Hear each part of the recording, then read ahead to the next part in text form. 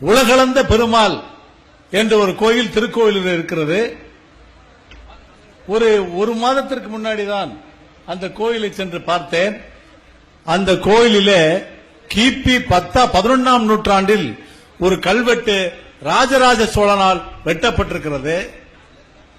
அந்த கல்வெட்டில் பார்க்கவ கோத்திரத்து மிலாடுடையார் என்ற வார்த்தை வருகிறது. இந்த வார்த்தையை கண்டுபிடிப்பதற்கு நான் மிகுந்த சிரமப்பட்டேன்.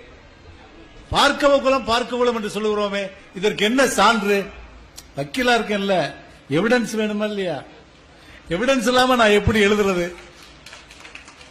அந்த கல்வெட்டை பார்க்க வேண்டும் என்று சென்று ஆய்வு செய்து பார்த்தபோது அந்த உலகளந்த பெருமாள் கோயிலிலே கருவறையிலே அந்த கல்வெட்டு இருக்கிறது.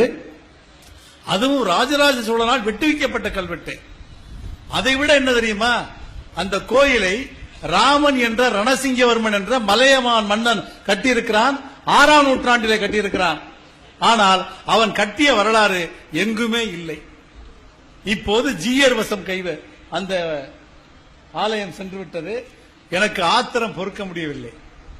ஒரு உடையார் மன்னன் கட்டிய கோயிலை வரலாறை சிதைத்து விட்டார்களே என்று ஜீயரை நேரை பார்த்து தயாரா பண்ணிட்டேன். நேக்கு எல்லாம் தெரியாதுங்க, பூரா மறைச்சிட்டா, பெயிண்ட் அடிச்சு மறைச்சு வச்சுட்டேன்.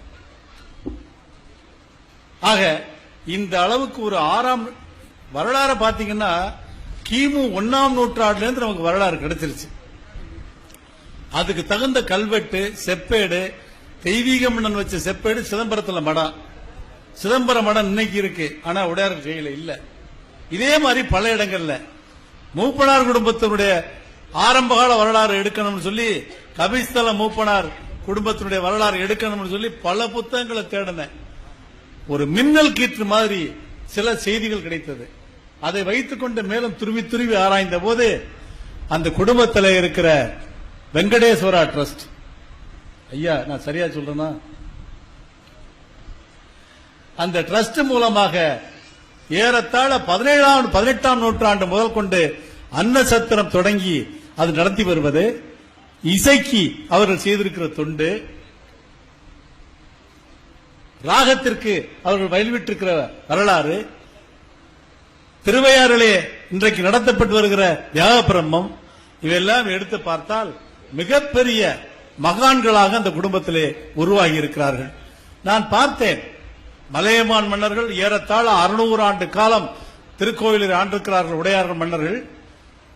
நயினார்கள், அரியல் பூமி நயினார் மிகப்பெரிய ஜமீன்தார், குறுநில மன்னர், அரியலூர் பகுதியை பூமி நயினார் ஆண்டிருக்கிறார். அதே போல நத்த மன்னர்கள், மலைய மன்னர்கள், சுருதி மூப்பனார்களை பொறுத்தளவிற்கு மூப்பனார் தேசத்து ராஜா என்றால் தான் தஞ்சாவூர் மன்னரே தெரியும். அந்த அளவிற்கு ஊவே சாமிநாதத்தினுடைய வரலாற்றிலே அதை குறிப்பிட்டிருக்கிறார். ஆக இதுல ஒரு அடிப்படை உண்மை என்னன்னு கேட்டா, மெய்ப்பொருள் நாயனார் 63 நாயனார் கேள்விப்பட்டிருக்கீங்களா? மெய்ப்பொருள் நாயனார்